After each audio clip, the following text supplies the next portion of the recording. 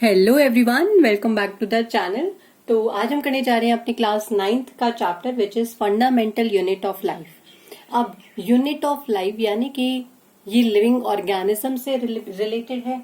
तो living organisms की अगर हम बात करें तो लिविंग ऑर्गेनिजम्स में there are about 4 millions of living organisms.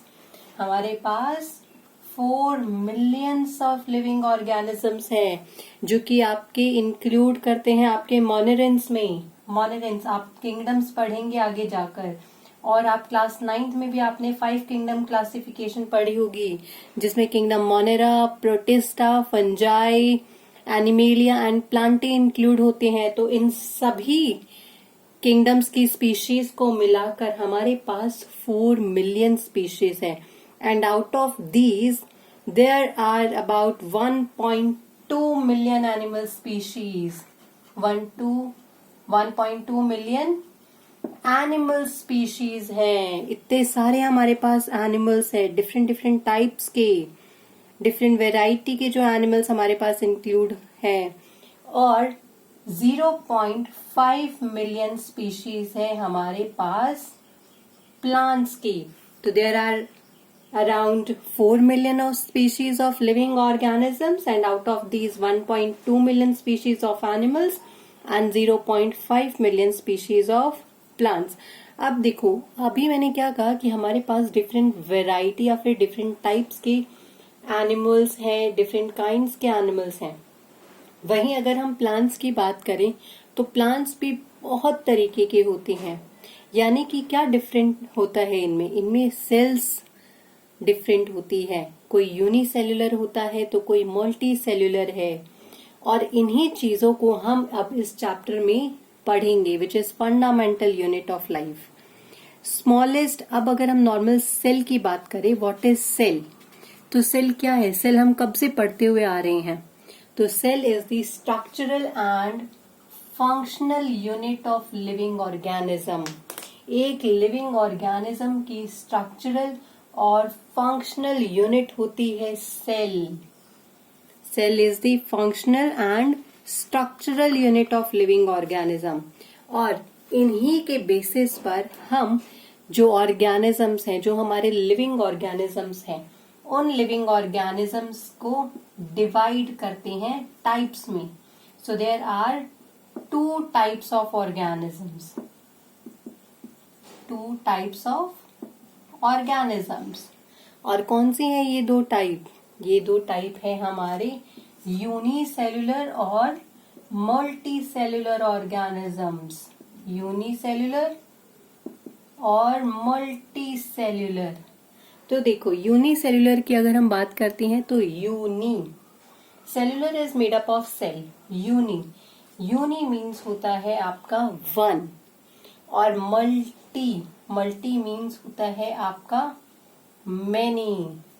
Cellular it is composed of cell, made up of cell. So unicellular are those organisms which are formed of or made up of only one cell. Like for example protozoans, और protozoans में भी क्या आ जाता है हमारा आ जाता है क्लेमाइडोमोनाज। नाम आपने बहुत अच्छे से सुना है। अमीबा, ये सब हमारे यूनिसेल्युलर ऑर्गेनिजम्स हैं। पैरामीशियम, और multicellular that is those organisms which are made up of many cells. Many cell से कौन बनता है? हम लोग, प्लांट्स, एनिमल्स, और बहुत सारी फंजाई भी हमारी मल्टीसेल्युलर ऑर्गेनिज्म में ही इंक्लूड होती है। अब देखो, अगर हम यूनिसेल्युलर और मल्टी सेल्युलर का एक डिफरेंशिएट बिटवीन बनाते हैं डिफरेंस, तो क्या होगा? यूनिसेल्युलर के अगर हम डिविजन्स देखें तो इसकी डिविजन आ जाती है it is at the level of cell organelles, जबकि मल्टी सेल्युलर में जो डिविजन आती है वो आती है at the level of cellular तो है ही है, लेकिन at the level of tissue. क्यों? क्योंकि यहाँ पर टिश्यूज की फॉर्मेशन होती है। Many cells combine to form tissues, तो ये टिश्यू लेवल पर आ जाता है। साइज की अगर हम बात करें तो जो हमारे यूनिसेल्युलर है they are generally microscopic in nature. Microscopic in nature, that means we cannot see them with the help of our naked eyes. हम नॉर्मली अपनी आईज से इनको नहीं देख पाते हैं, हमें इनको देखने के लिए माइक्रोस्कोप की ही नीड रहती है. जबकि मल्टी सेलुलर की हम बात करें तो they are generally visible with the naked eyes. Visible है, आप लिवर को, आप अपने हार्ट को इजिली देख सकते हो ना. क्या है वो? That is your organ. Many tissue combine to form an organ, और मेनी सेल्स से बना हुआ है. तो आप मल्टी सेलुलर में इन सबको बहुत इजीली देख पाते हो. एग्जाम्पल्स मैंने अभी आपको दिए हैं यूनिसेलुलर की क्लेमाइडोमोनास, अमीबा, पैरामीशियम. जबकि मल्टी सेलुलर के ऑर्गेनिजम्स हमारे आ जाते हैं प्लांट्स, एनिमल्स और मेनी, और you can say most of the fungi हमारी मल्टी सेलुलर इन नेचर रहती है. तो ये तो बात हुई हमारे टाइप्स ऑफ ऑर्गेनिजम्स की. Now let's see cellular diversity. Cellular diversity means कि हम किस तरीके से और कौन कौन सी और कितने टाइप्स की सेल है. डाइवर्सिटी मतलब कि कितना ज्यादा वो वास्ट हो जाता है, डिफरेंस आता है किसी भी सेल में. तो इसी को डिवाइड किया गया है सेल शेप, साइज. देखो सेल शेप में, cell size and cell number में. तो दिस इज सेल्यूलर डाइवर्सिटी. अगर हम सेल शेप की बात करते हैं तो नॉर्मली आपने देखा होगा कि जितने भी हमारे डिफरेंट ऑर्गेनिजम्स हैं, उन डिफरेंट ऑर्गेनिजम्स में जो शेप ऑफ सेल है वो वेराई करता है. ऐसा नहीं है कि अगर दो ऑर्गेनिजम्स की same type of cell include हो उसके अंदर, वो डिफरेंट टाइप्स की होती है सेल. यस. और कुछ हमारे ऑर्गेनिजम्स ऐसे हो जाते हैं जिनमें सेम टाइप ऑफ सेल भी मिलता है. अभी हम कैसे जान पाएंगे? देखो, लाइक फॉर एग्जाम्पल हम बात करते हैं अपने चीक सेल्स की. ठीक है, जो हमारे चीक्स के अंदर प्रेजेंट होते हैं. चीक सेल्स हमारे होते हैं फ्लैट सेल्स. ठीक है, दे मे बी फ्लैट. अगर शेप की बात करते हैं तो शेप में क्या आया हमारा फर्स्ट? फ्लैट. और फ्लैट का एग्जाम्पल आ गया हमारा चीक सेल्स. हमारे चीक सेल्स हैं जो कि फ्लैट होते हैं. ये कुछ इस तरीके के बने हुए होते हैं. यहां से ऐसे, फिर ऐसे, ऐसे, ऐसे, कुछ इस तरीके के बने होते हैं. बीच में यहां पर ये न्यूक्लियस होता है. Is it clear? यस.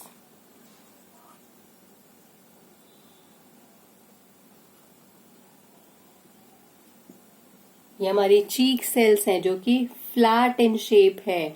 और अगर हम बात करें अपने इंटेस्टाइन के सेल्स की, तो इंटेस्टाइन के सेल्स कैसे होते हैं? They are कॉलमिनार.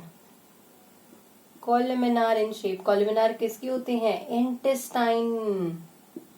और ये किस तरीके के बनते हैं? कॉलमिनार. कॉलम्स से रिलेटेड है कॉलमिनार. कॉलम. ठीक है, तो कॉलम कैसे बनाते हैं हम लोग? इसी तरीके से. तो ये कुछ इस तरीके के बने हुए होते हैं. यहाँ पर इनमें बीच में न्यूक्लियस प्रेजेंट होता है. ओके, सो कॉलमिनार सेल्स, ये हमारे टाइप्स ऑफ शेप्स हम कर रहे हैं. Flat shape, columnar shape, polygonal shape जो कि लिवर में प्रेजेंट, लिवर सेल्स होती हैं. राउंडेड जो कि फैट शेप, फैट्स में होती हैं. Even slipper shaped, paramecium. Paramecium की शेप देखी है ना आपने, कुछ इस तरीके की. तो ये कैसी है? ये स्लिपर शेप्ड होती हैं. ओवल शेप्ड, एक नॉर्मल हेन का एग ओवल शेप्ड होता है. बट क्या है वो? That's cell. वो सेल है, वो सेल की शेप है. So these are all different types of cell shapes. और अगर हम सेल साइज की बात करें तो देखो, सेल साइज हमारा इतना है कि हम अपनी नेकेड आइज से देख भी नहीं पाते हैं. और ऐसा भी है कि वो बहुत ही ज्यादा लंबा है. तो सबसे स्मॉलेस्ट सेल की अगर हम बात करें तो स्मॉलेस्ट सेल्स हमारे हैं पीपीएलओ की. That is pleuropneumonia like organisms, जिसमें कि हमारा आता है mycoplasma. mycoplasma is very very important. mycoplasma सबसे smallest cell है और it is around 0.1 micrometre, only 0.1 micrometre इसका साइज है. माइकोप्लाज्मा की सबसे खास बात यह है कि इनको ऑक्सीजन की जरूरत नहीं होती है, ये एब्सेंस ऑफ ऑक्सीजन में ही रहते हैं. स्मॉलेस्ट, इवन इनसे स्मॉलेस्ट कोई और ऑर्गेनिज्म, लिविंग ऑर्गेनिज्म नहीं है, सबसे ज्यादा स्मॉलेस्ट है. और वहीं पर अगर हम लार्जेस्ट एनिमल सेल की बात करते हैं तो वो है हमारा egg of ostrich. Egg of ostrich ये सबसे लार्जेस्ट सेल आता है, which is around 170 into 135 micrometre. 170 into 135 millimetre. और भी बहुत तरीके के डिफरेंट टाइप्स ऑफ सेल्स हैं, लाइक यूकैरियोटिक सेल्स जो कि हमारी 10 to 100 माइक्रोमीटर की होती है. और सबसे प्लांट में अगर हम सबसे लार्जेस्ट सेल की बात करें तो वो होता है हमारा ग्रीन एल्गा, विच इज एसिटाबुलेरिया. एसिटाबुलेरिया ये हमारे प्लांट्स में सबसे ज्यादा लार्जेस्ट है, which is around 6 to 10 centimetre long रहता है ये. 6 to 10 सेंटीमीटर लॉन्ग. और ह्यूमंस में अगर हम बात करें तो ह्यूमंस में हमारी होती है nerve cells, which is around 1 metre long. तो ये लॉन्गेस्ट सेल है हमारे ह्यूमन बॉडी के अंदर. और अगर सेल नंबर की हम बात करें तो सेल नंबर्स हमारे जनरली जो मल्टी सेलुलर ऑर्गेनिजम्स हैं, हमारे सेल्स में क्या होता है कि एक रैपिड इंक्रीज होता रहता है. वो इंक्रीज कैसे होता है कि जो न्यू बॉर्न बेबी होता है उसके अंदर जो सेल्स होती हैं वो बहुत ही कम होती है. और जैसे जैसे वो न्यू बॉर्न बेबी डेवलप करता है, ग्रो करता है, तो वैसे वैसे जैसे ही वो एडल्ट पर्सन में कन्वर्ट होता है उसके पास बहुत ही ज्यादा सेल्स आ जाती हैं. तो सेल नंबर वेरी करता है एज के साथ भी. So this is all about today's video. I hope आप लोगों को समझ में आया होगा. और अगर कहीं भी कोई भी डाउट है तो कमेंट करना ना भूलिएगा. That's it, and do subscribe to the channel.